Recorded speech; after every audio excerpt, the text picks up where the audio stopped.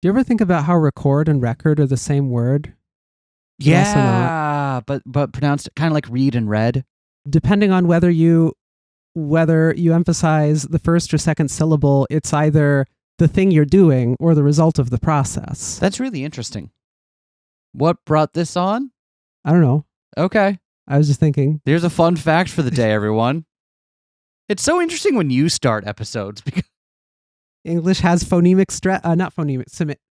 No, I'm not remembering the word I'm looking for. Stress changes meaning. Cool. That's weird. You do like mouth sounds. Noted fan of mouth sounds, Vivian Relatable. Yeah. Anyway. We should add tones to English. No. I have a hard enough time speaking this language, and it's my first.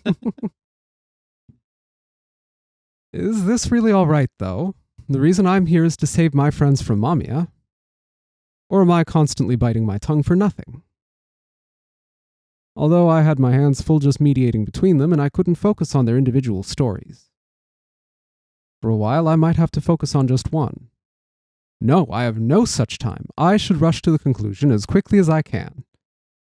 At the edge of the road, all alone, I put my hand on my jaw and lost myself in thought. Interesting. Hurry up or take a I feel like taking a detour, hurry up and getting to the conclusion seems like a recipe for disaster. Let's take a detour.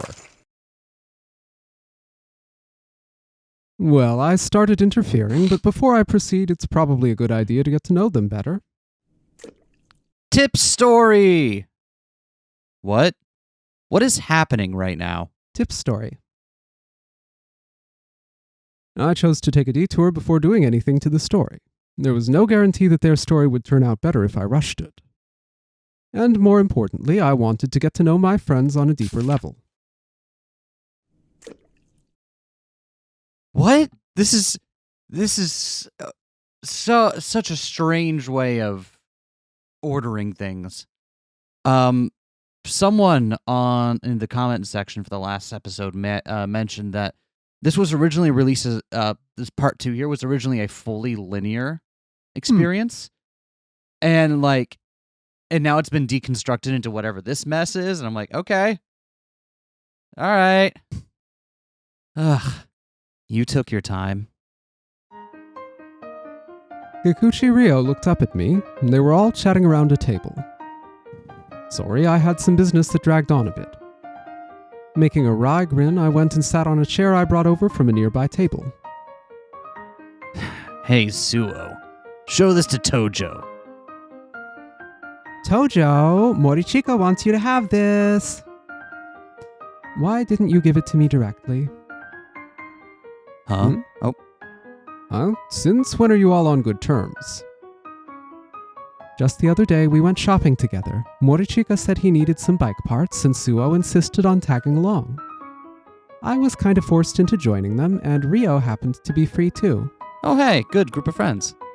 I guess that explains it. I felt kind of left out. Well, you're not really... This is what you want. We wanted you to come, but we couldn't really get a hold of you. Sorry about that. Well, it made sense. I wasn't in their story all the time. It kind of made me think I should have logged in more often, like into some online game. Actually, never mind. That was an awful comparison to make. Is MAMIYA an isekai? Yes. Deeper question. Is it a video game isekai? No. It is a literature isekai. So...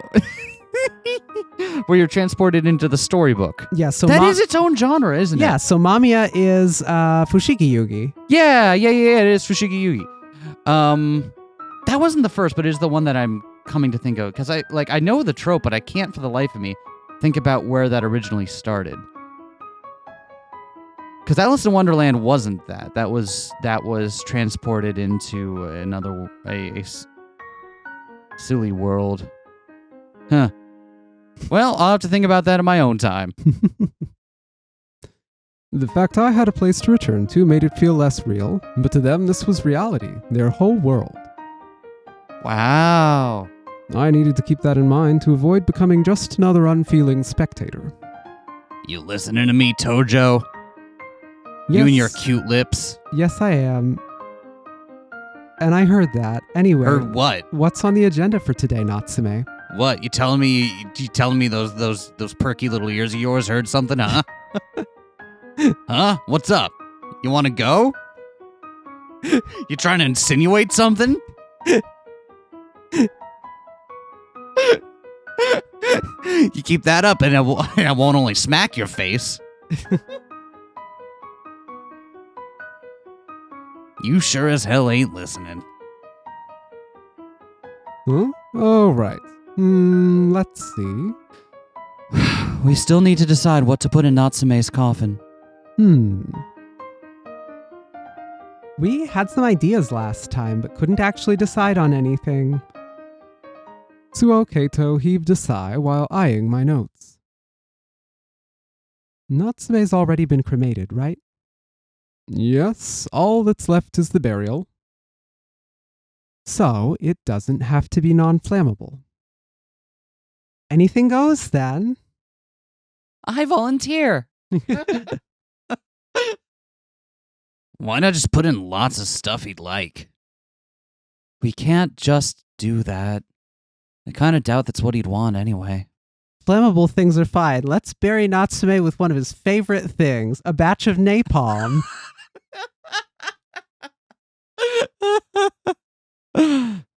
What does he want then? Come on!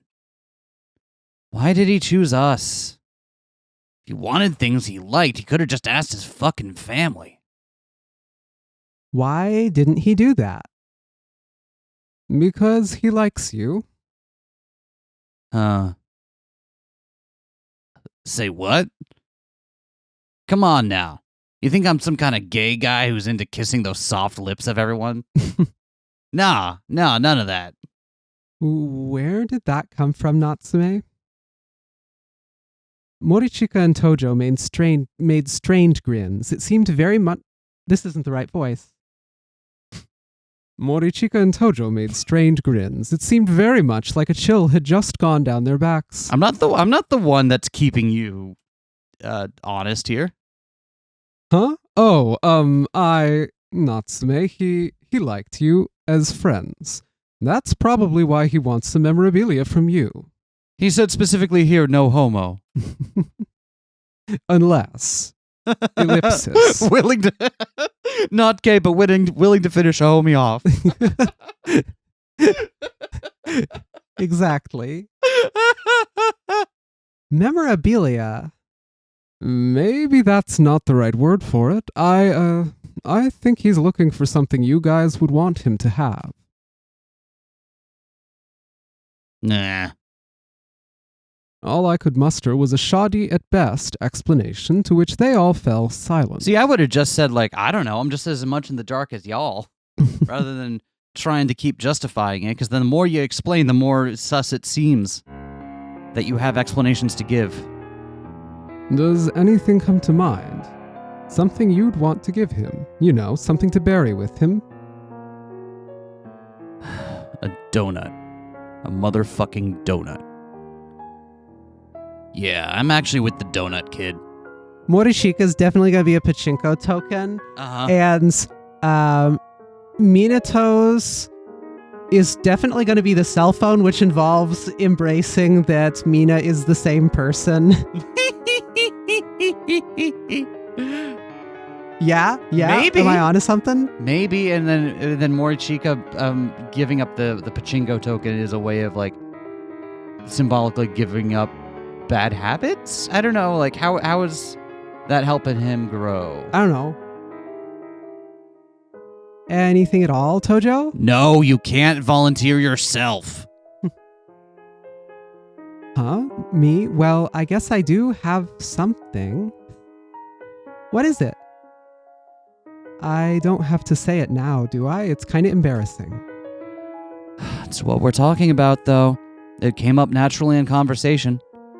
Well, yeah, that's true. How about you, Morichika? Huh? I had nothing. Come on, that's no good either. Hey, better than you. Better than you, Mr. Won't Speak over there. What about you? Anything come to mind? Oh, plenty of things. I've made tons of memories with him. I remember us dancing while copying moves we saw on TV, playing a version of Old Maid we created ourselves, singing nursery rhymes. I could go on. Are you talking about Natsume? Or are you talking about MAMIYA? The version of MAMIYA that's been with you your whole life. Allegedly. Or are you just making up... I bet you could. Kind of impressed, honestly.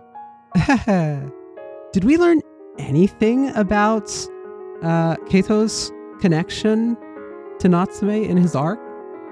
Not that I'm remembering off the top of my head. Everybody else, it's like, okay, these two go to the same school. Morichika knew him a long time ago when they were younger. I don't remember how Keito... But it might have come up and I just can't remember it, but that seems so strange now that you asked me about it. But none of those things are objects, right? You can't put them in a coffin, right, Ryo? Ryo, let's keep this up and fill Natsume's surroundings with wonderful things. Why do you both want me to be on your side? Jesus. Well, I suppose you're pretty good at stuff like that. Because I want to win if it comes to blows. It's not... I said I wasn't into that. Why do you all keep harping on it? Ah. Hey, Natsume. What's the point of all this? Huh? These little discussions, they never go anywhere. No one says what they think. And now they're talking about things that aren't even objects. Nothing's coming out of this at all. I'd say there's a problem with the whole premise here, don't you think? I think that's Morichika. misattributed. Don't be like that. Natsume's trying his best. Because also, yeah, just got highlighted. So wasting people's time is cool as long as you try your best? Okay, fine. I'll come up with something helpful. You don't even want to say it. We won't force you. Ryo. Come on, let's talk some more. I'm sure we'll have good ideas soon. Not everyone has made as many memories as you did. But Natsume's burial is in 2 weeks. There's nothing to talk about. We'll just gather then. Is everyone fine with that? Sure, works for me. They didn't even attend his burial in the version of the stories we saw, so this is a step forward. Did they live long enough to? That's a good question. I guess they must have, because there's more than 2 weeks between the beginning and Christmas. But... Sorry, Natsume. I also think we need more time. Let's go, Minato. Oh, this might be Midori. Ryo, are you busy now? Huh? Oh!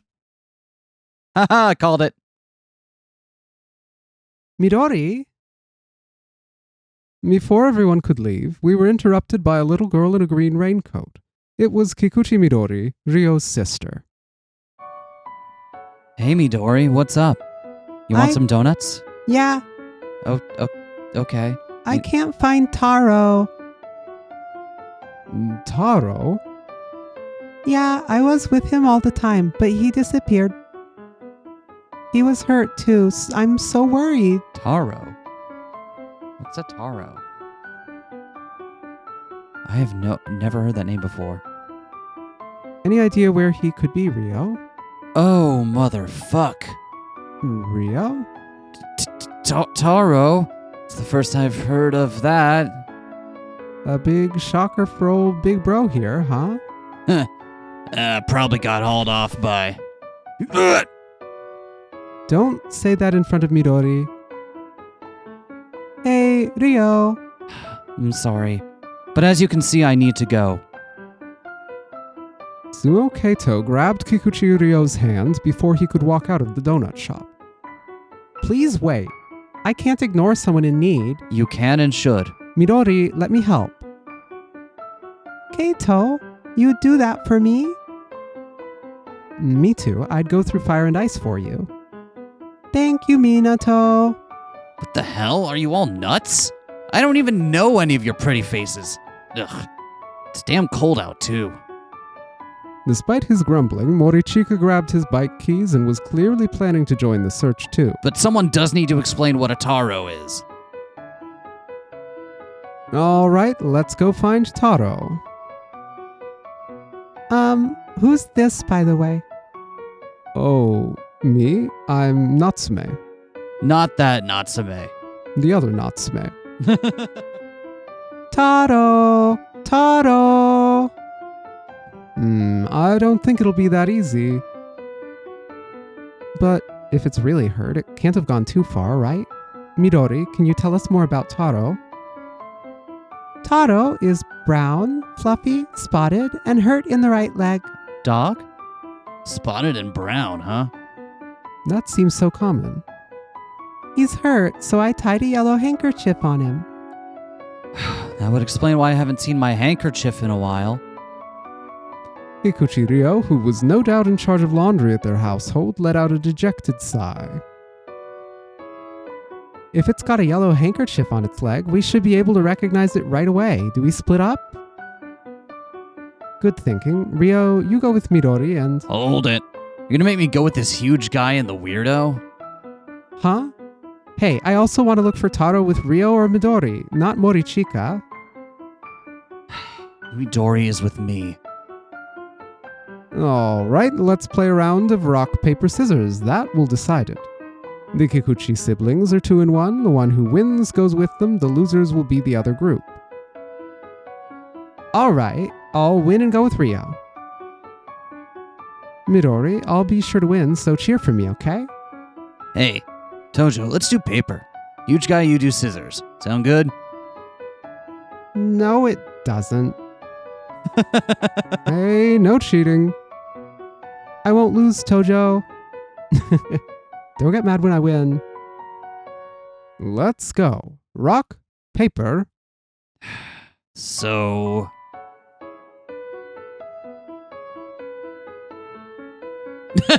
No one's happy. Well,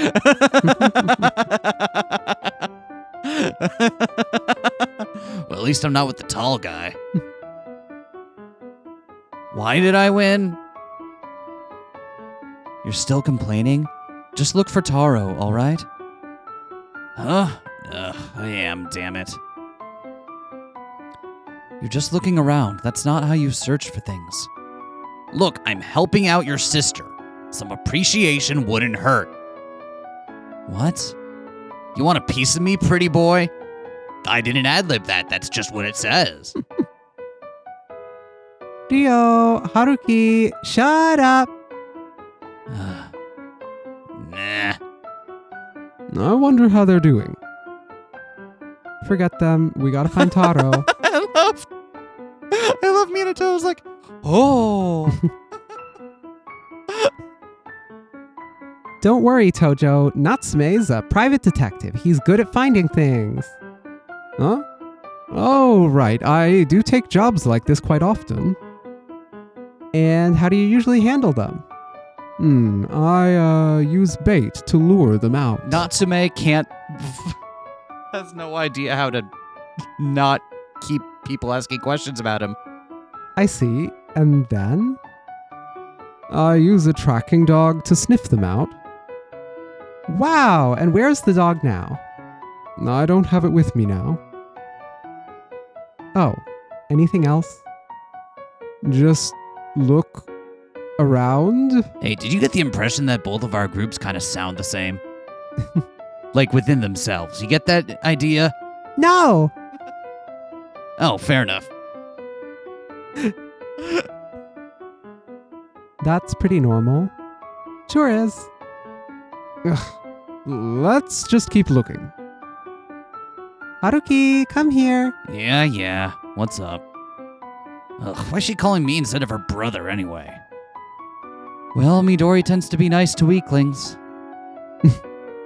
What? Huh? What's that supposed to mean? Exactly what I said. I could lay you out in 2 seconds flat. Yeah, you want to try? Do you? Haruki! What? Wait for me, Midori. I'm coming to... You can stay there. Ah! You hear that? So what's up? Look, Huh? A red clover, but it's December. What's it doing here? you can have it. Huh? I thought it would be perfect for you. Is that why you called me over? I've wanted you to see this ever since I've met you. Huh. Well... Thank you. Take good care of it, okay? What did you do, Midori? Not telling. Oh, come on. I'd never touch a brat like her, you dumbass. There's mud on your knee. I have wet tissues. Give me a sec to wipe it off. Mm-hmm. There, all good. Let's go there next. Uh, I'm the boss. I never said you weren't. You really are her older brother, huh? Yeah. She important to you? Is that even a question? I'm her brother. Of course she's important to me. Huh. Is that so?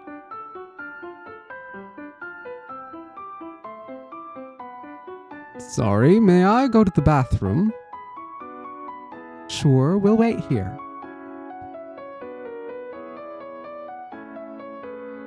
Taro sure is hard to find. Man, Taro's so easy to find. It's like in tons of fillings and stuff.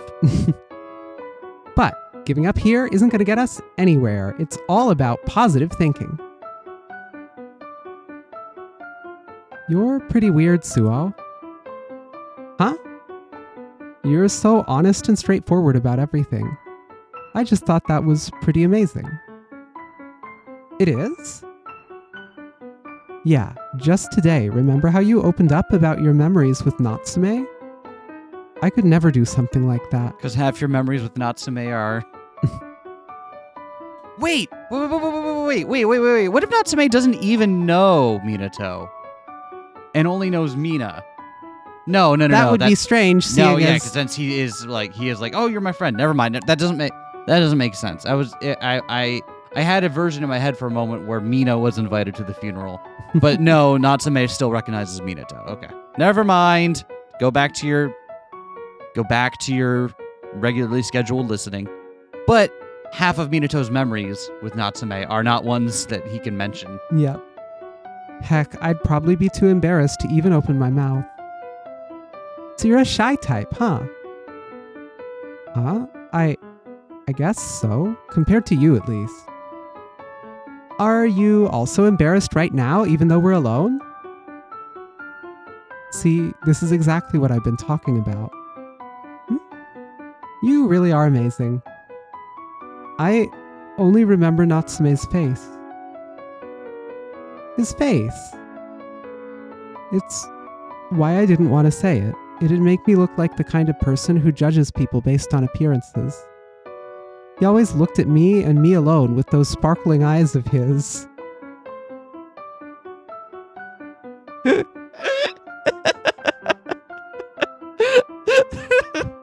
Do you get it? Do you get it yet? It was kinda embarrassing, but it made me happy too, so I always tried to do my best to reciprocate. Sorry I can't name any specific memories like you did. I see. So that's how it was between the two of you. Yeah. What is it? I might be the shy type too. Huh? Why? Talking to you makes me feel like I'm chatting with an older girl. Minato.exe has stopped working. Oh, I'm sorry. That was a weird thing to say. It's fine. Sorry for the wait, guys. Shall we go? Sorry for the wait, my bros. My dudes. My best bros in the world. Shall we go? I do find it interesting, though. that when we got the Natsume picked y'all because he liked you, it wasn't just Minato who blue screened. It was Minato and Haruki. Before the clarification, as friends. Yeah. But, like, yeah.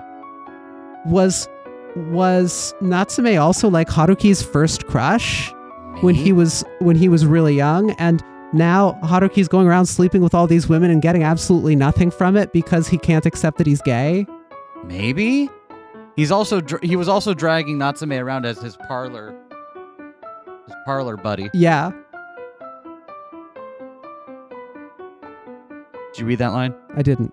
Wow, you brought drinks. Thank you. Here's yours, Suo. Thank you. I see. So that's what he thought. We then searched every bush and looked under every car, but... Any luck? No luck. We also went around most places where you could find a dog. A dog? Huh? Wait, you mean Taro's not a cat? What are you talking about? Taro's a dog, right, Midori? Ah! Taro! Huh? Kikuchi Midori ran to a bench and... Taro, I'm so glad you're okay. Do you eat enough? Are you okay by yourself? That's great. Taro is... A sparrow? The five of us just stood there, watching absent-mindedly as the heartwarming scene unfolded before us. Well, at least Taro's been found. That's all that matters. Sighing, I looked up at the sky. The sun had already dipped below the horizon. We didn't have any more discussions for the day, but thanks to Kikuchi Midori, we at least didn't part on a sour note. Try not to get bird flu, kid. Right. This has been a perfectly great use of an afternoon. I'm gonna be off then. Hey. Huh? What? I'm sorry for dragging you into this. It's fine. I had nothing going on anyway. Two guys constitutionally incapable of saying the words thank you or you're welcome. Yep. Oh? Man, I had no idea Taro was actually a sparrow. All this time I thought he was a dog. Same here. Maybe it's because I used to have a dog myself. You did? Did your dog die young and then you created a invisible best friend to replace that? Oh, you too. I'm guessing you're a dog person then. Oh, absolutely. I used to have this golden retriever and... That gives a whole new context to all the scenes where he's like leashing Rio. It's like, oh, you did have a dog. I knew it was weird. But also, Suo basically has the personality of a big, goofy golden retriever. I know! Which one's the dog and which one's Suo?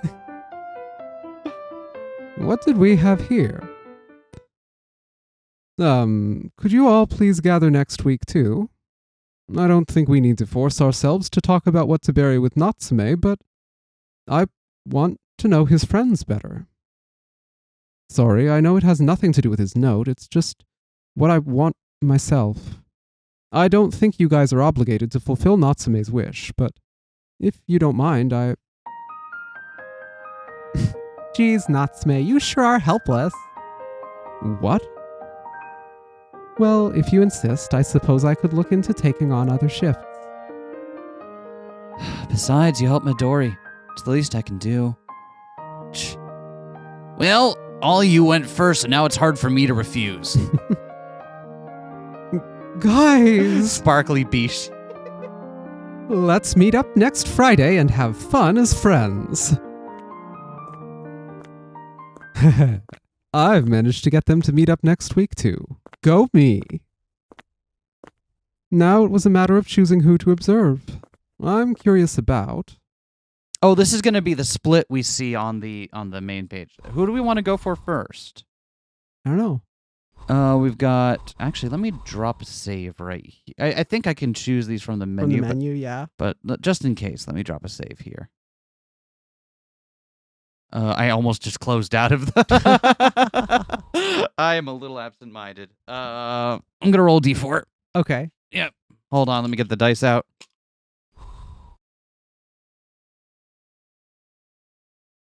It's a 3. We're going to go with Haruki.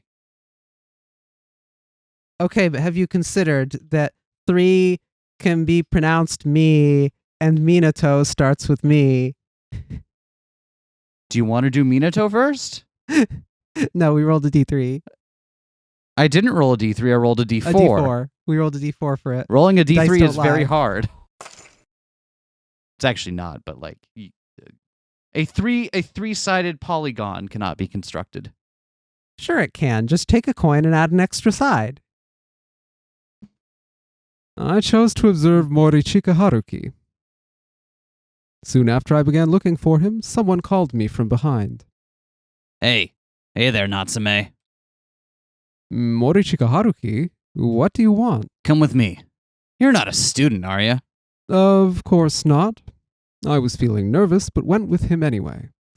I couldn't ignore a chance to get on good terms with him again. Such a pain, you know? I mean, you got any idea what it's like to hang out with a bunch of kids who couldn't recognize a good time if it bit them in the ass? I think I know what you mean. You feel the same, don't you? I mean, you gotta watch over some brats because of something Natsume said before he croaked. Not at all. They're all good kids. I'm happy to be in their company. I was being honest there. Getting to be with them again was already blessing enough. Morichika Haruki opened his eyes wide, then looked away and downed his glass. Let's gamble. I gave him a surprised look. Gamble? But that's... I don't mean bet in money. I just want to decide which one of us pays for tonight. See the darts over there? He pointed at a row of dartboards with various people playing on them. This was a so-called darts bar. Finally, a bar where I can accidentally poke my own eye out. You can do that in any bar if you're determined enough.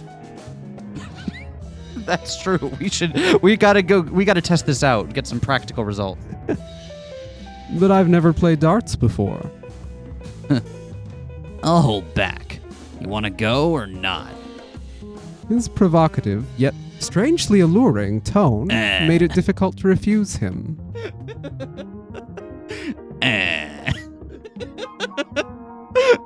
So strangely alluring. Huh. Not bad for a first timer. A deal's a deal, though. Damn it, let me try again. Just give me one more chance. Hey, you agreed to this fair and square. Let's go get that money ready, huh? Listen, I need someone to pay for drinks tonight, and it sure as fuck ain't gonna be me. I was actually doing pretty good with just a bit of practice. For a moment, I genuinely believed that I had talent. But as I kept going, I went further and further away from the middle. That's the end of beginner's luck. Morichika Haruki, however, slowly but surely gathered his points. I'd started out in the lead, but by the 8th round, he created a great divide between us. It reminds me of the last time I went for archery, where for whatever reason, I was doing really good with getting tight shot groupings. Absolutely fucking nowhere near the target. Wait, what?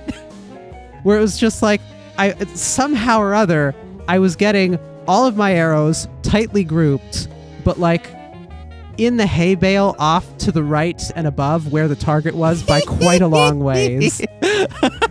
It's just damn, I did really good at, I forget if it's, dang it, I was about to do a precision versus accuracy joke and then immediately forgot which was which, but I did really good at getting them all grouped close to each other.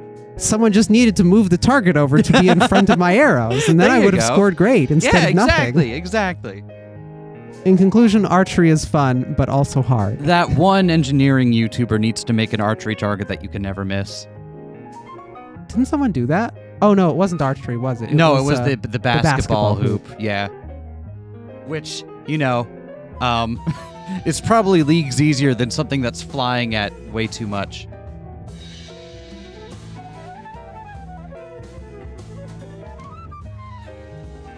Do you play darts often? Occasionally, though. Mostly just to kill time. I'm dead broke, you know. Even now, I've only got 100 yen to my name. He tapped the pockets of his jeans. What he said filled me with shock. What would have happened if I'd won? I only pick fights I can win. He chuckled. Though somewhat reluctant, I held up my end of the bargain and paid our tab. There we go. We'll have to play a rematch someday. No way, dude. You got the touch. Morichika left his seat. The door's bell rang as he stepped outside. Left behind, I chuckled to myself, thinking about how much he resembled a stray cat. So, where do you live? I hastily caught up to Morichika. The neon lights of the city suited him well. Huh? You're in there? Nowhere, really. I just spend the night where I can. My eyes widened in shock. Do you mean you're staying with various women? As in, many of them? Oh, well, what? What's the matter to you? I grabbed him by the shoulders and shook him. You can't do that. It's immoral. You need to stop immediately. Natsume! Clearly upset by my words, he pushed my hand away with a displeased look on his face. Okay, here's a little something you should know about me. I hate it when people tell me what to do. He then tried to disappear into the night, but I grabbed his hand again. Wait, what? What is... Come to my place, then. What? If the only alternative is living with all sorts of different women, I think it'd be way more ethical for you to just stay over at my place. Okay, but the women pay me. Are you gonna pay me? Maybe. Wait, what the hell are you on about? I wouldn't mind. Well, I sure as shit would. Ain't gonna let some guy take care of me. As if letting girls do that is any better. Dude, are you judging me for being homeless right now? Do you realize you're being problematic, right? No, I'm not judging you for being homeless. I'm judging you for being straight. I thought you were gonna say, I'm judging you for being a slut. Well, aren't you witty? He made a scummy grin, so I tightened my grip. You don't even have a home. You're not wrong, I guess. This pisses me off. Confirming that he had understood my point, I smiled and let him know where I lived.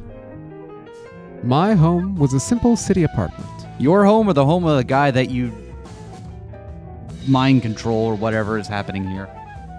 Spectators became Self-insert conscious. OC, do not steal. Spectators became conscious in this world as members of the nameless masses. When that happened, we were given backgrounds that suited us. For example, I was a 23-year-old, stable member of society and had everything you'd expect someone like that to have. Oh, it just inserts you into it. Got it. However, that was just a background. My home was relatively unfurnished and felt like nobody lived here. It didn't even have curtains.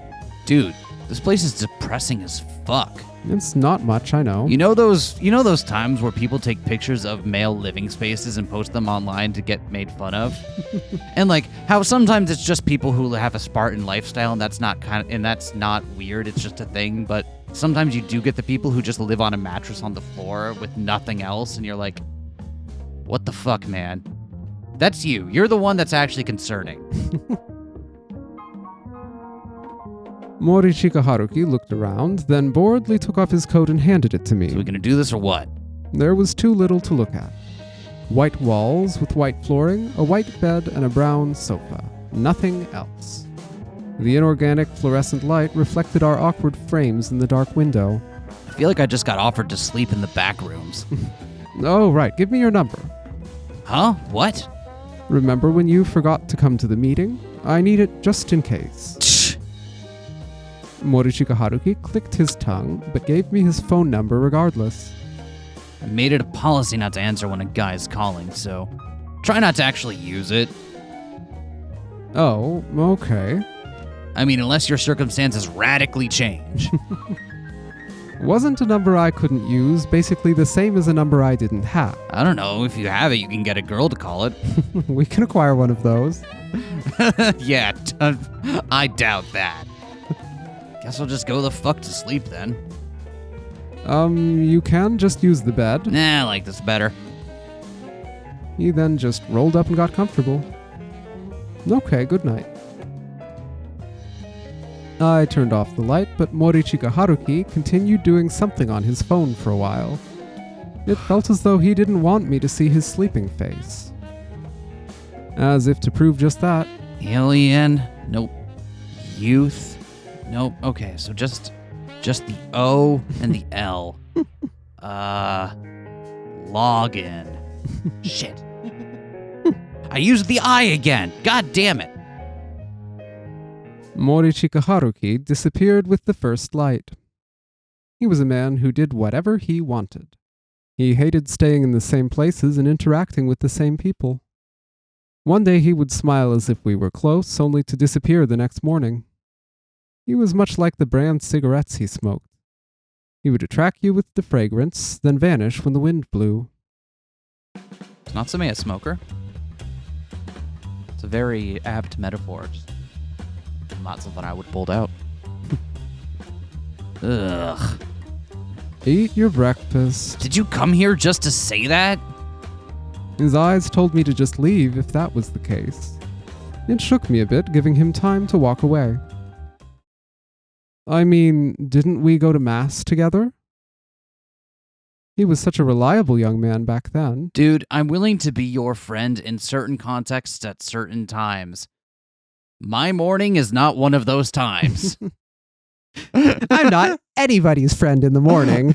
I'm not anybody's friend before 3 p.m.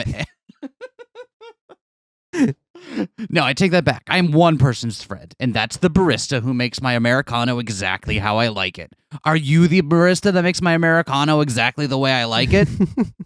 Then we're not fucking friends.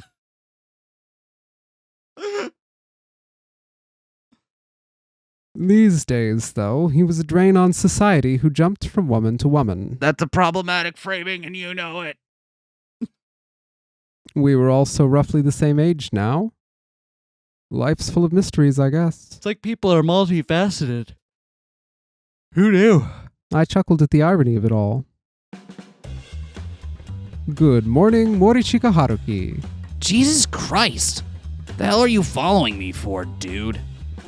Well, for one, I've no friends. I'm impressed you could say that so proudly. So with that in mind, I was thinking of getting closer to you. He stuck out his palm in front of my eyes. Ah! And threw a hand chop at me. Go bother those 3 high school students then. You'll have a better time with your fellow brats. He took out a cigarette and a lighter and began to smoke. I'm worried about you. Hey, give that back. You're already coughing way too often. You don't have to force yourself to smoke. Listen, there's a difference between a friend and an unwanted shoulder angel. You do understand that, right? Give that back. The very air around us changed. All right, you enjoy your tobacco. I won't say anything about it anymore. Didn't need your permission. The moment I said that, he dashed toward the distant parking lot.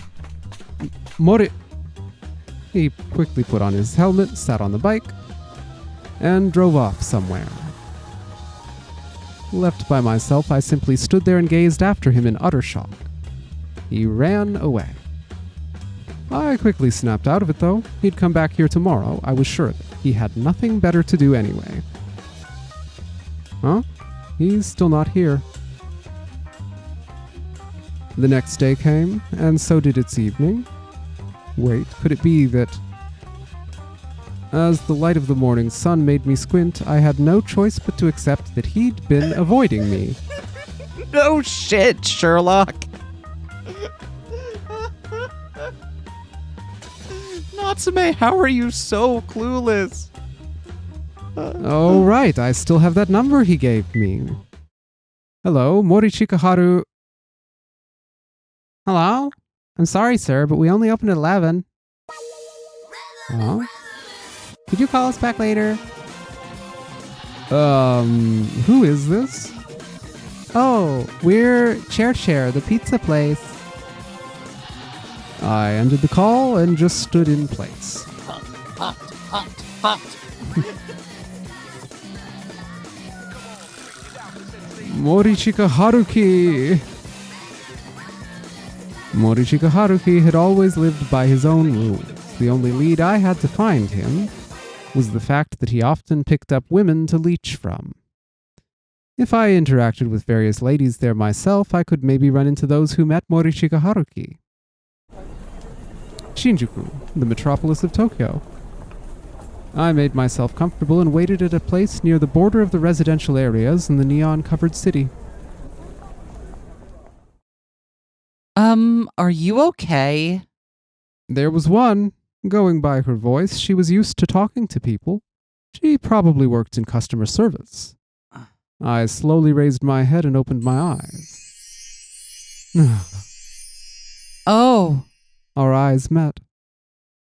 I'm sorry, I happened to fall asleep here. That's okay. Can you stand? I see Bishy Sparkle effects. Are Bishy Sparkles happening in the... Okay. Doesn't look like it. I'm feeling a bit weak. Can you lend me a hand? I held onto her hand and faked having trouble getting up. Thank you. There we go. Do you want to come over to my place? I accepted her offer with a smile. Here, have some water. Also, I'm not going to get a portrait or anything. Thank you very much. Of course you're not getting a portrait in this game. You're a woman. Hey, I resent that. That was my best Midori voice. It was a self-locking apartment with one room. All in all, fairly standard for a young lady living in the big city. There were tons of plush toys she'd probably won in a crane game. Now that I see you in good lighting, I'm glad that you seem better than I thought. The woman, still holding a cigarette in one hand, made a smile that somehow put me at ease. I promptly explained the situation to her. Haruki? You know him? Bingo. The lady who picked me up, Ayaka, reacted so strongly that the ash fell off the tip of her cigarette. Tell him I want my money back. I've already wasted enough time trying to constantly remind him. Do you have him in your contacts? Of course I do. He calls me at least once every month. He always calls right when I'm about to delete his number. Leeches have some scary senses. She was more passionate about my investigation than I had expected. Her grudge against Haruki must have piled up into quite a powerful force. See, I think I had a fundamental misunderstanding at some point. I think at some point I thought Haruki was actually working.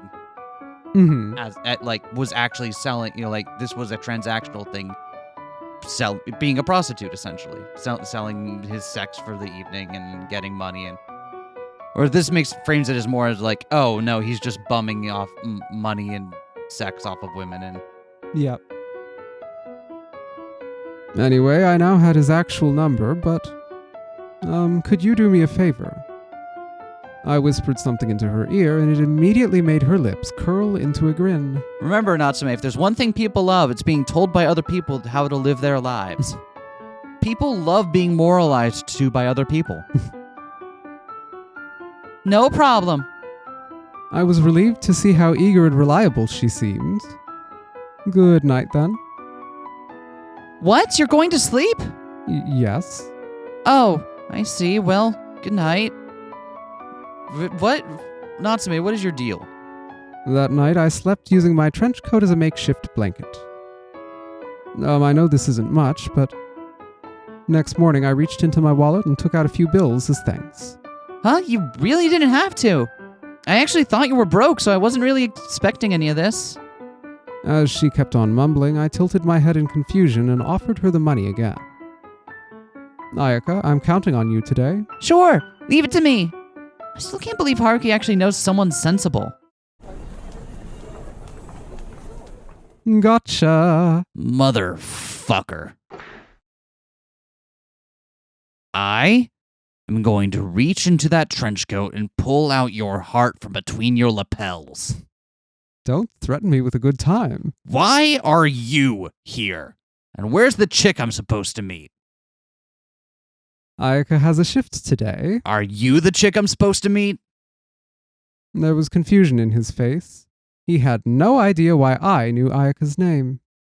But then Morichika Haruki quickly put two and two together. You little. I responded with a smile. I had Ayaka call Morichika Haruki this noon. Yep. Haruki! Ayaka? Yeah, what up? I wanted to hear your voice again. How are you? Get to the point. There's no fooling you, I see. Actually, I had a fight with my boyfriend the other day and we broke up, so... Say no more. You free tonight? And that's how it went. See, that phone call makes it sound more like it was initiated by the women in his life, not that he's going around looking. It's complicated. Ah. Hand on head, he sighed deeply. So, where have you been these past few days? Nowhere. I was gonna go see Ayaka. You figure out the rest. He added. We then walked around the nighttime streets, barely exchanging any words. Why am I hanging out with you? No, really, why am I hanging out with you right now? I was basically following after him as he tried to run away, though. Great. This is what we're trying to do. The way he walked was rather strange. And you can tell by the way I use my walk, I'm a woman's man. No time to talk. It was as though he was mixing with the crowd to become a part of it. It's like the inverse of that scene in The Matrix. With him blending in so well, I had to be careful not to lose him. At first, I thought that he was just used to this city. Nighttime Shinjuku was like his backyard, and these waves of people meant nothing because he trusted this place. However, as I followed him, I realized that wasn't the case. It was the other way around. He trusted no one and nothing. Everyone else was the same in that regard. They prided themselves in being strangers and avoided contact. There was a dense mist cast over the night. Even still, people walked around as if seeking more density. We were welcomed by an air filled with exhaust fumes. You didn't make a joke about the propensity for the density. I genuinely thought you were going to stop and make a joke about the propensity for the density. I was gonna, but it didn't come into my brain until I had already moved on to the next line. Oh, I'm sorry. Did you ever wind up getting your super dense cube? No, absolutely not. I didn't. Oh, you should. Put it with your cube collection. I was close enough to touch him, and yet he continued wandering in complete and utter solitude. For a brief moment, Morichika Haruki turned my way. His refined amethyst eyes bore into me for less than a heartbeat. However, their beauty was soon hidden from view the moment he looked away. I could somewhat understand how he felt. At their core, people were all essentially alone. We were surrounded by all this air, yet still we gasped for more. Morichika Haruki stopped for a moment to light a cigarette. I watched him do it, but said nothing. A trail of white smoke billowed up into the night sky overlooking the tainted metropolis. In this town, the stars just didn't have the same shine they did elsewhere. It's called light pollution.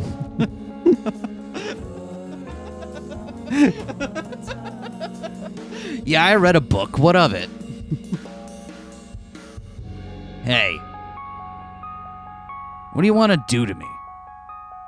The smoke danced within the darkness. Those words and the fire behind them made MAMIYA come to mind. I didn't want him to die. I wanted him to find happiness.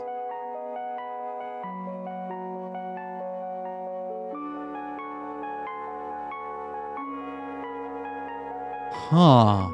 What an interesting set of questions. I just want to know you, or I want you to find happiness. Let's be honest. Sure. I want you to find happiness. Huh. It's a pretty heavy expectation to put on someone. I can't deny that. Sorry, but I don't do good with heavy stuff. Saying that, he prepared to wave me goodbye, but I spoke up before he could. All right, let's drink. Huh? What? It's on me.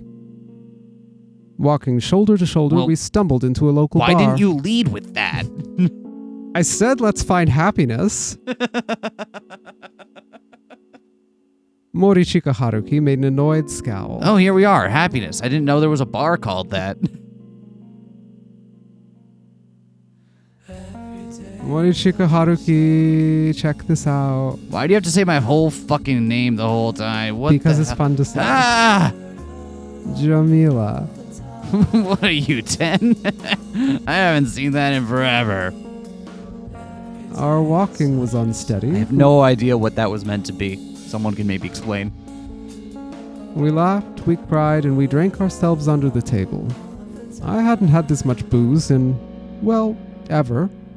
With this adult body, though, it thankfully didn't cause much of an issue. Still drunk, we were walking around Tokyo. Ow. Hey, get up. You're my meal ticket. Lend me a hand. You little. We pushed each other around and kept falling and getting bruised, but we laughed it off regardless. Ow. I looked at my wrist. It was covered in bruises. Through the place where it was cut, I could see even deeper in. You wouldn't often get wounds like this as an adult. Every last piece of gravel stuck to the wound was like a precious jewel in my eyes. I ended up carefully picking off each of them one by one. Cigarettes, huh? Huh? You always smoke them. Well, one, here you go.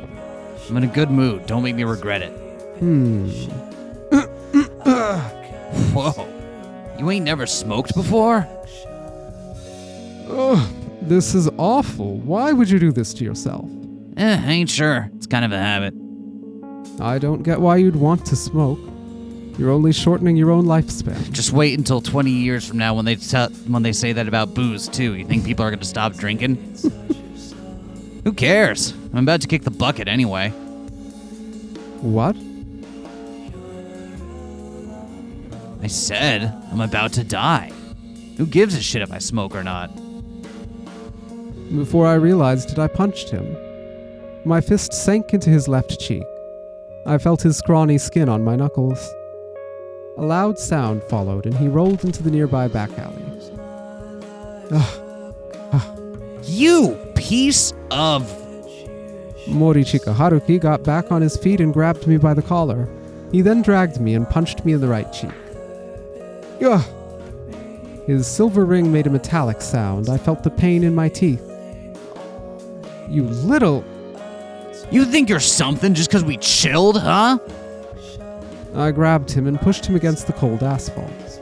We rolled around on the ground, trying to constantly gain the upper hand on each other. Shut up. You're the one who's wrong. Don't fucking order me around. I'm not going to stop punching until you admit that you're wrong. Fine. Bring it on, asshole. Exactly how much time had passed since then?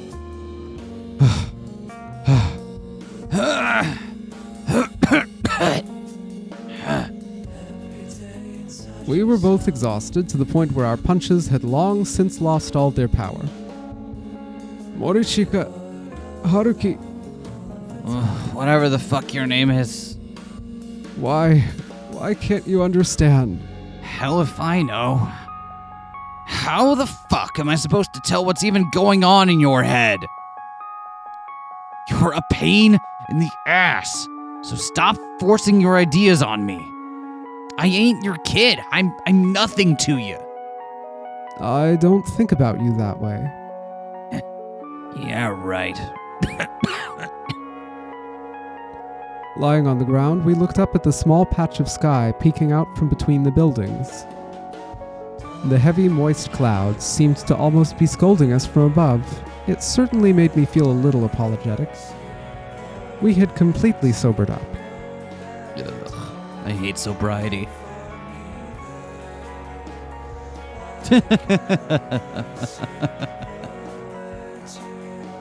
What must I do to make you care for yourself? I don't want this. I don't want to see things I hold dear spiral down into self-destruction, and I certainly don't want them to whittle away and disappear. Aren't you being a little selfish there? It's my body, you know. Let me do what I want with it, will ya? But you continue smoking even though you're sick. Do you really enjoy living with such negligence? Yeah. Yeah, I do. Hell, I can no longer live any other way. I gave up on pressing him further. Many things here just didn't sit right with me. I nearly told him it wasn't too late, and that he could still turn his life around if he tried. However, a part of me believed he was right.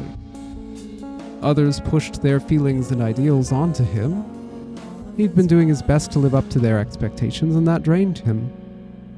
As a heavy silence descended upon us, every breath he took seemed to be implying exactly that.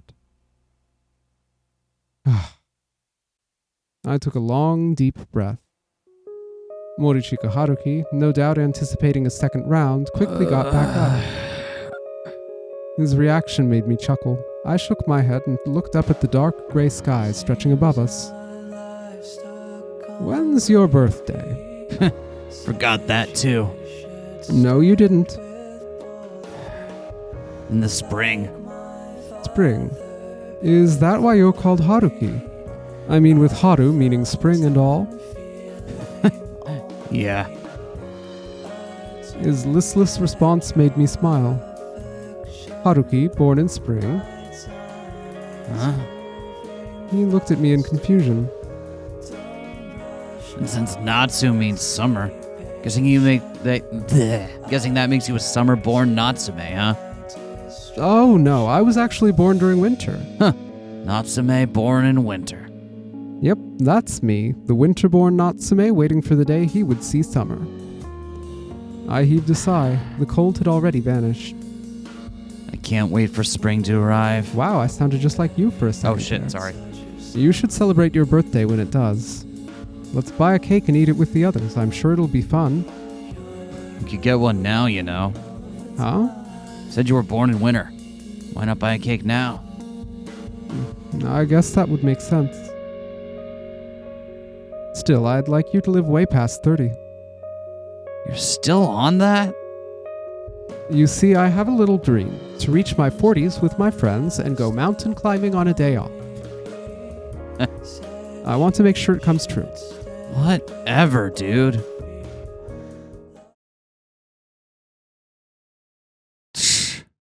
Cut the inside of my mouth. My birthday, huh? Right. It was in the spring, wasn't it? Haruki, Huh? What? do you really think you have what it takes to understand others? Do you truly believe you can escape your loneliness? Shut up. Don't get your hopes up. When you open your heart, your deepest, most vulnerable part will quickly be betrayed. Just shut the hell up already. I am sick of listening to you.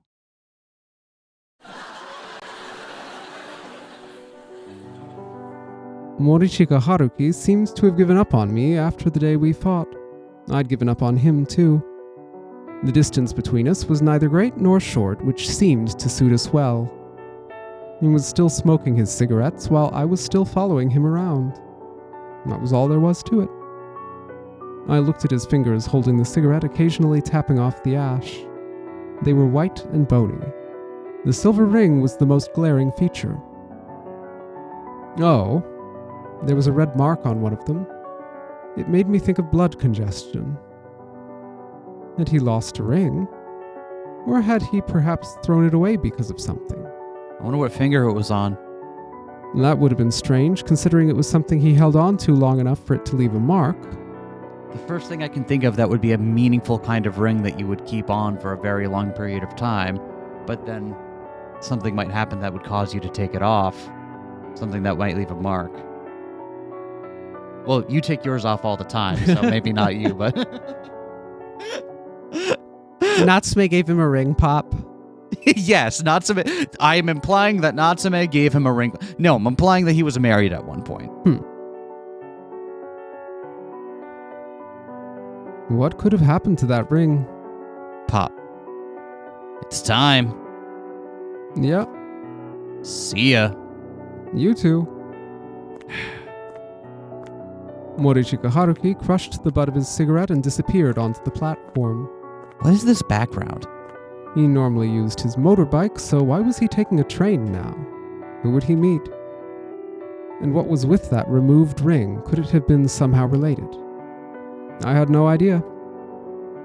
The only thing I felt for certain was the smell of tobacco mixing with the ambient noise. It reminded me of the cigarette I'd smoked at his urging. I'm back.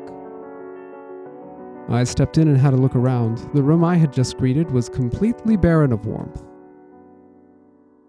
The silence here somehow became grating to me. With every breath, I realized that I was alone. The solitude seemed to be sinking into my heart. Morichika Haruki, I didn't want to give up on you. I wanted us to become good friends who could understand one another. But then I went and agreed with what you'd said. People could never truly relate to one another. We were all strangers carrying our own brand of loneliness.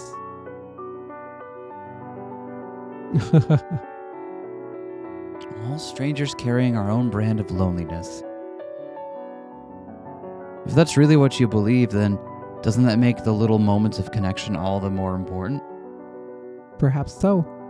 Like, if you really believe that all of us are strangers fundamentally incapable of knowing one another, then those times where you do manage to forge that connection with someone, despite all of that, that should be even more meaningful.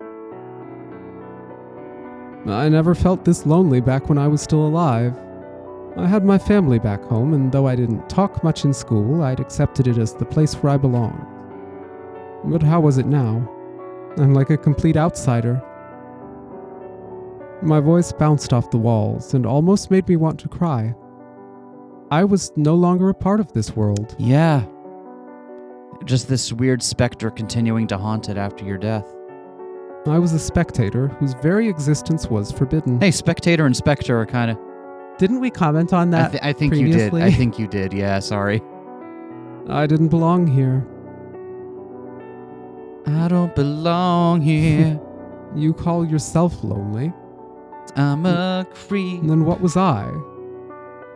Where did I belong? Where did I return to? Who were my friends? Where was the warmth? Where had I placed it all? It's all your fault.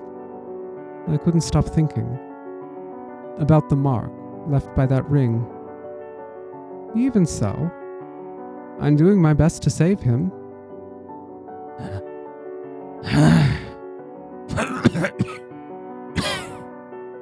Haruki! Shut up. Relax, Haruki. Don't you fucking show yourself to me. It's okay, you're not alone. Ugh. Everything will be alright. Ugh. Just call me by my name. I didn't even like that movie.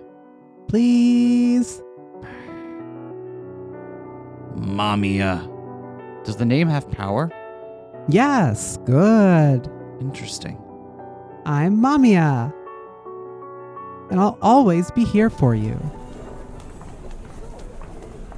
So, how exactly did he become like that? You mean Haruki? You don't know anything, huh? And do you? Well, he's a liar, that's for sure. I wouldn't believe every word he says, but I do still feel sorry for him. Doesn't have to set off my motherly instincts and hook hopeless women like me. Come on, Ayaka, you're not hopeless. God, if only I fell in love with a guy like you, and I'd become so happy. Let's have a couple drinks together. Wait, Natsume, you smoke? Oh, you mean this? I started recently. Needed something in my mouth. I don't know anything about Morichika Haruki. I remembered the gentle light of the church. He was a little bashful, but treated me with kindness when I was still a boy. Oh, it's you. Huh? Oh, so they did know each other when they were younger. You're the one who sings off rhythm. Oh, sorry, this is Young. You're the one who sings off rhythm. Yes, I was looking at the sheet again, but didn't really understand it. Are you practicing? Yes, I want to be better at singing. Huh. Well, aren't you diligent? And just like that, as the cross necklace dangled on his neck, he went and helped me practice. Interesting. He was such a normal, commendable young man back then, so why did he end up like that? What happened to him between then and now? You could sing hymns, right? That's why you... Hey, can you teach me how to sing them too? I don't remember any. But you sang at Natsume's funeral. I forgot that, too. Why are you so opposed to turning your life around? I closed the distance between us. Are you this fond of being a self-destructive loner? I don't need to listen to your bullshit. You do. If I don't stop you here, you'll end up getting taken by MAMIYA. I grabbed him by his clothes as though to keep him bound. Let me go. Don't pretend like it's easier to live alone or that you just want to avoid getting chained down. I said, let me go. You're just incapable of loving others. At that moment, he bent forward. He seemed to reach for his boots, but then suddenly a knife appeared between his fingers. How long had it been there? The blade shone like a midwinter moon. Its faint glimmer made me gasp. I'll kill you! I know you can't do that. Then just leave me the hell alone! He charged at me, but was so full of openings I could make him drop the knife by simply landing a chop on his wrist. Ah! Before he could pick the knife back up, I kicked it aside. It slid far away with a metallic hiss. You son of a... Not giving him a chance to get up, I stepped on his hand. Ugh! Get the hell off of me! I stepped harder. He moaned and eventually gave up on struggling. You're just running away. From me, from others, even from yourself, and you're only doing it because you're scared of being hurt. I wanted to understand you, and I tried to think the way you do, but I felt like I was about to be consumed by your loneliness. I nearly vomited from the welling anxiety within me. Why would you choose to be in such a dark place? Get your foot off of me. Why aren't you seeking warmth? Get it off! What happened in your past to make you like this? The thin layer of snow was melting. The crescent knife on the open asphalt was losing its glimmer. Even so, I believe in you. I'm serious. I took my foot off his hand and picked up the knife. Morishika Haruki, I believe you can love me. I held the knife in reverse. I believe it with all my heart, and forced it into my own abdomen. Oh, what?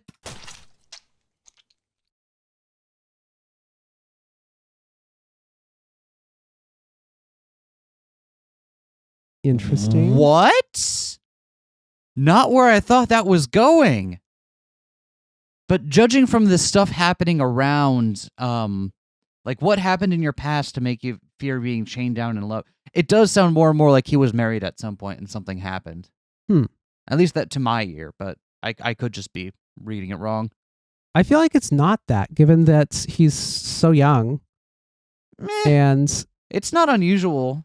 we heard things from his childhood, right? Like his childhood wasn't perfect, right? There was some He seemed stuff. church-going. He had a cross necklace, and even if you're a churchgoer, you don't wear the cross necklace unless it actually means something to you. But I mean his arc, right? We heard things about his childhood and the stories about the place, the treasure island and all that. Yeah, you're right. So I think we already know some things about the darkness and so on. Yeah, you're absolutely. Not I had everything, completely but- forgotten about it. It's been a while since we had gotten to that arc. So I wonder if losing his brother then. Maybe.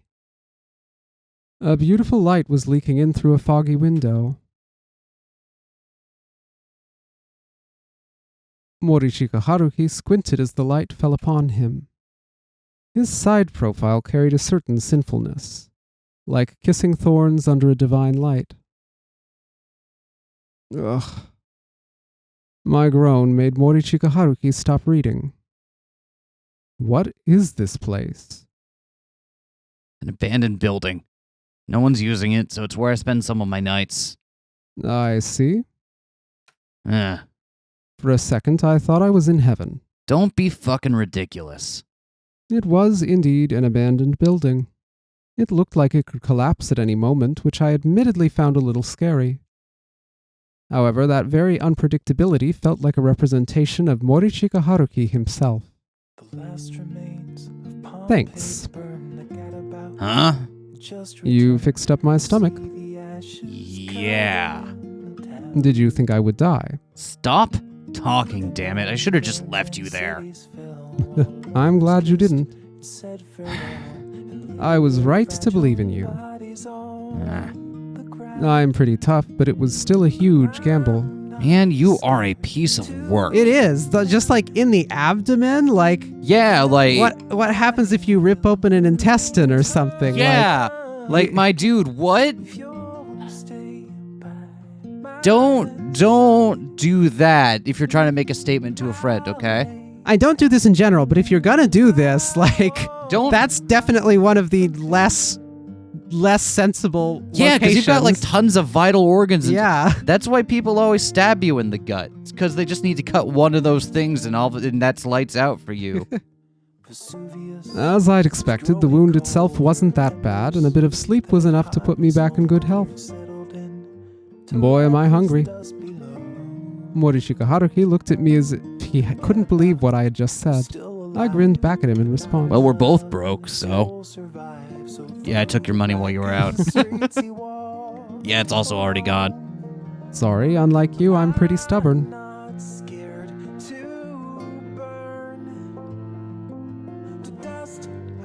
That's another good CG. The leather sofa was full of overused springs. It couldn't take that much of an impact, and the toughness made me grimace. Morishika Haruki was lying on the sofa as if he was used to it. He was also smoking, as if to rest his soul. Smoke filled the dark room. The only thing to break the silence was the droning sound of some boring program on the radio. What were the hosts saying? I didn't even care. But I couldn't be bothered to turn it off. Shiny flakes of dust floated around the room.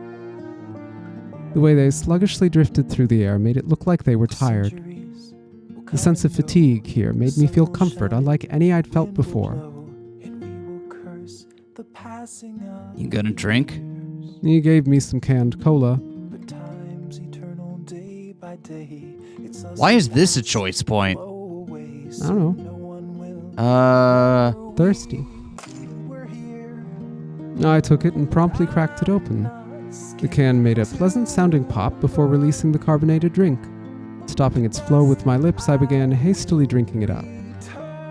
The particular atmosphere of this abandoned building, it being wintertime and the cold cola, combined to hit me like few things could. Once I'd finished my first sip, I looked to the side for no reason at all. There I saw the face of a talented, beautiful young man. Was the future bright or clouded in darkness? It no longer mattered to me. All that mattered now was the present. As long as I enjoyed the present, I felt like I didn't need to worry about anything. This must have been what Morishika Haruki had learned long ago. Hey, stop that. We played around, drank some cola, then collapsed on the tough, plain sofa. There was no need for words. Played around? I brought my face close and smiled. Only we could hear each other's laughter. Like played around or played around? The blood from my stomach, his ever-coughing respiratory system. None of it mattered to me anymore. We were in a place where we could afford not to care about such things. We just had to spend the day having fun. It was fine if the future was bleak. Come what may, it was okay. There was only one thing we wished for. We wanted the taste of cola. Cola, not beer? I woke up shivering in the cold. I checked the time to see that it was 6 a.m, the coldest time of the day. Is that scientifically determined? How do we learn that? Morishika Haruki. I crawled up from the floor and looked at the sofa. Morishika Haruki was sleeping peacefully. Your sleeping face. Careful not to wake him up, I touched his hair. It's my first time seeing it. I saw his eyelids quiver.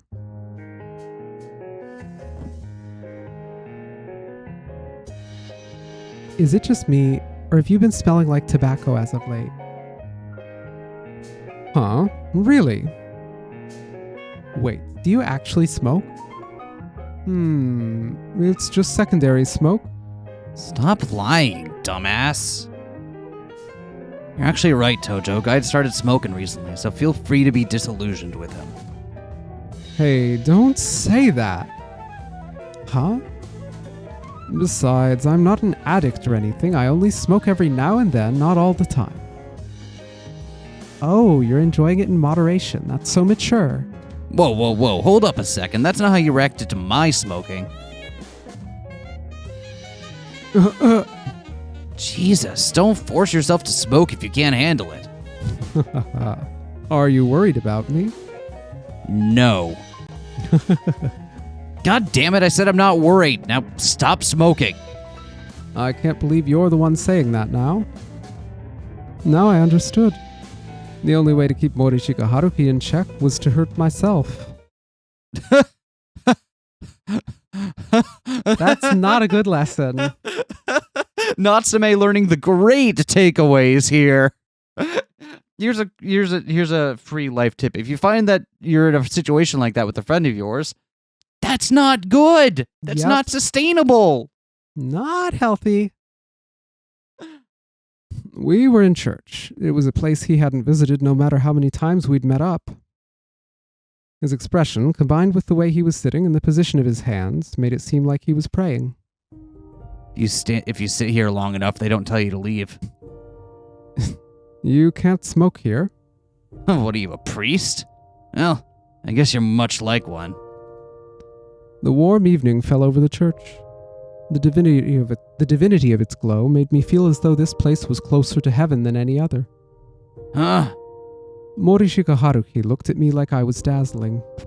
That faint hint of sorrow in his eyes nearly made me gasp. You always used to sit over there. I remember thinking there was a certain desperation in the way you prayed. What are you talking about? Oh, nothing. Forget I said anything.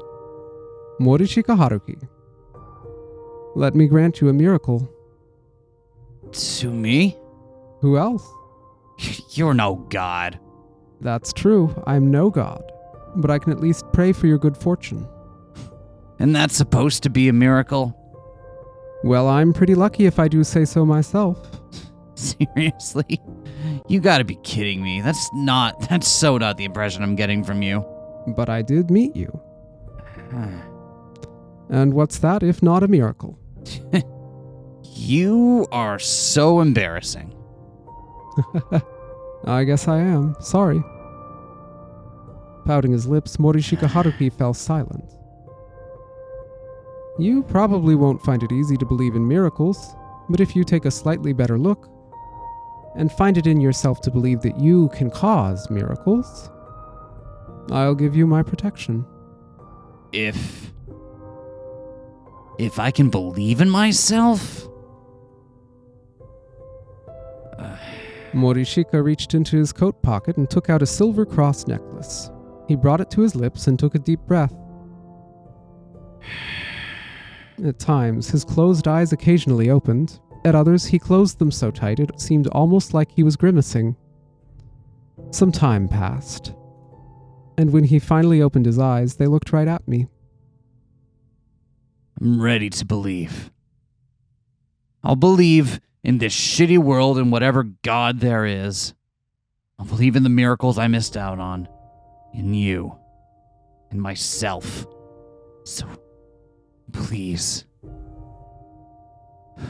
Grant me a miracle. Thanks. Thank you, Morichika Haruki. Don't worry. It'll be okay. I'll lead you to happiness, no matter what. Hey, you okay? Yeah, it's nothing to... Morishika Haruki! I started rubbing his back as he crouched down. We need to find you a doctor. Pipe down. This ain't no big... Shut up, grab my shoulder. Come on, cheer up already. It's just me or is the pacing in this chapter super weird? And super frantic. Feels like we're going through so much. Yeah, I wonder if it's part of the thing you mentioned where it was a linear thing and now it isn't. Maybe. Well, whatever. No one asked you to take me here. Good thing the zoo had a medical office, huh? I'm not a fucking animal. Don't make a big deal out of it. See what I mean? They let you use this place, so get some rest before leaving, okay? Huh? Did he fall asleep? He must have been really exhausted. Suddenly, a gust of wind blew through the slightly opened window. As the thin curtains danced in the air... MAMIYA? Yeah, hi there. They revealed a girl. Hello. You, Mommy. Shh. She put a finger over my lips, forcing me into silence. Don't make noise. You wouldn't want to wake him. Why did you show yourself to me? Well, I wanted to see what kind of person you were. Or you could say that I came to eliminate the pesky virus that's so insistent on saving Haruki. The smell of antiseptic made my body feel heavy. So I'm the virus here now. You're the one leading Morishika Haruki towards certain death. Make no mistake, it is not my intention to make him suffer. If anything, you're the one forcing him to live when he himself has given up. You're forcefully extending his life. Do you think he wants a life of being hooked up to tubes? Do you really think this world is superior to the Trichiliocosm? You don't even know his pain. We don't know his pain, but we can tell her not to say something so cruel. Sure. Don't say something so cruel. Oh, is it though? Her acting so nonchalant made me grind my teeth. What about you? Do you realize how hard he's trying to live? There are problems that make his life a burden, yet he does his best to reach a compromise with this world. Can't you see it? Are you really going to render his struggles meaningless? There's something wrong with a world where one has to struggle. That's... I don't really want him to struggle. After all, he's already done more than enough. Even so, if he dies, it's all over. It can both be true that there's something wrong with the world that forces you to struggle to exist, but also that the reaction to that knowledge is not to therefore give up. Yep. That boy is very good at bringing himself closer to death. Are you going to deny him his way of life?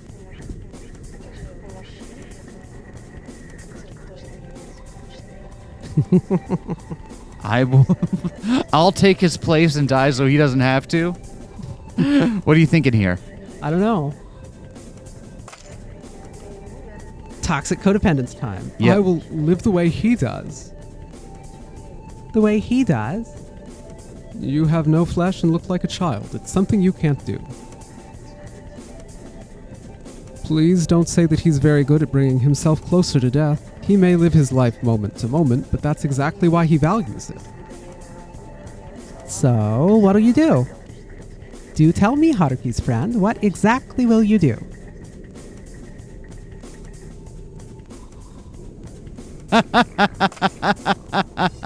I will take your place. You don't even have a body. I can easily replace you and become someone who understands him.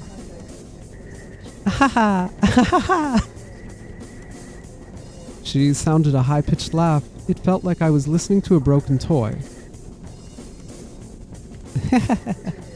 You are welcome to try. The strong breeze made me close my eyes. I could feel the light shining over my eyelids, and when I opened them, Morishika Haruki was nowhere in sight. Morishika Haruki? Haruki? I'm not sure. He didn't come to me. I see. Thank you. Where are you? I spent all day running around Shinjuku, and by the time I found him, it was well into the morning hours. The early morning sun seemed to burn my eyes. I looked down at him, barely breathing. He was like a tattered piece of cloth. Don't you have anything to say? Get me a cig. Just get me a cig. I took a cigarette and a lighter out of my pocket.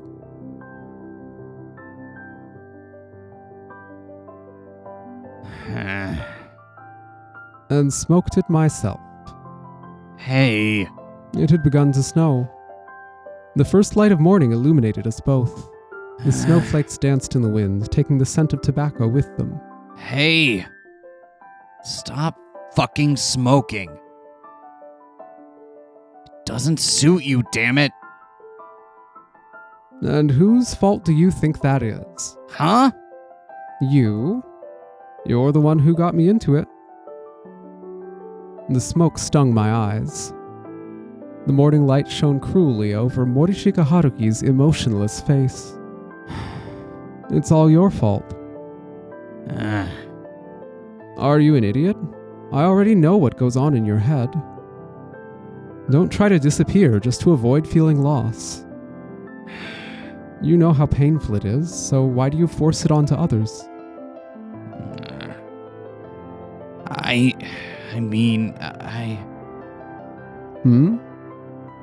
There was a plastic bag next to him. That was odd. He rarely had things with him. Had he actually bought something? What's this? Open it. I opened the plastic box in the bag. There was a messy mix of fresh cream and something sponge-like inside. What's this? A cake. I was puzzled. This was so unlike him. Are you trying to quit smoking by switching over to sweets? It's for your birthday, dumbass. His words shocked me like nothing else. He remembered it. You should look after yourself, too. I was at a loss for words.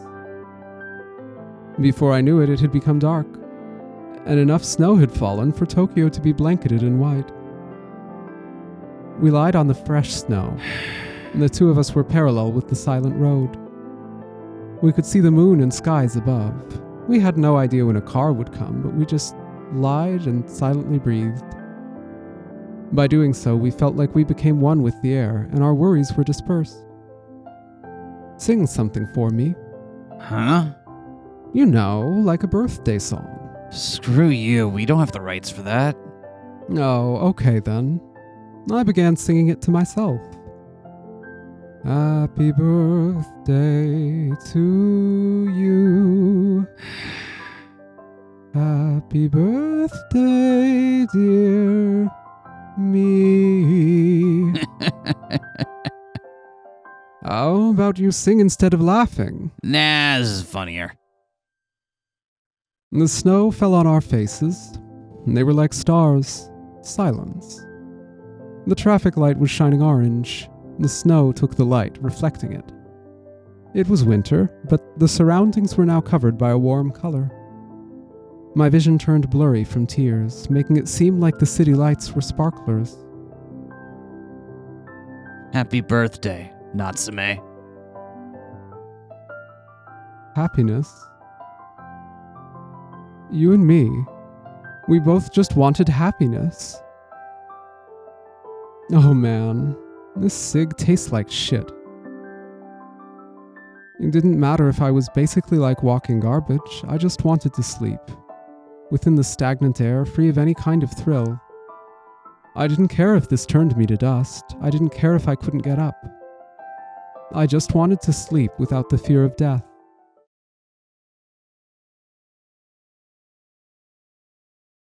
We just got an achievement. Oh, it did show up on the recording this time. Huh. Okay. I may not know where your happiness lies, but I don't mind if it's not with me, as long as you find peace and can sleep well enough to hear the choirs of angels. Even if you don't need me, at least let me wish you good night.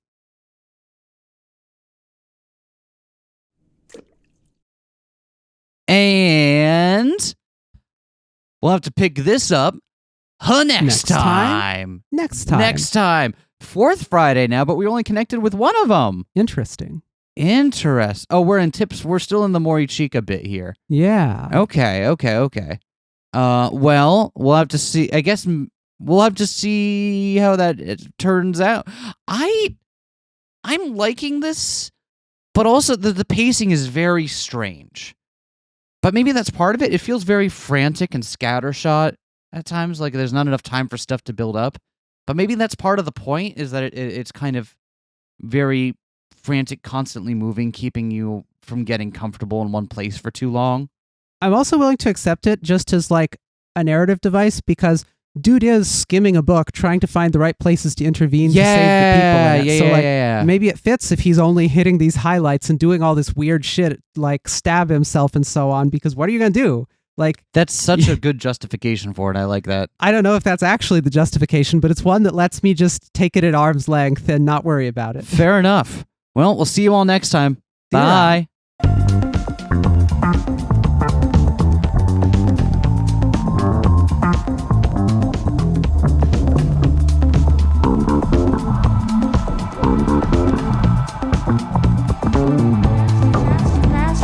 Smash that like, comment and subscribe.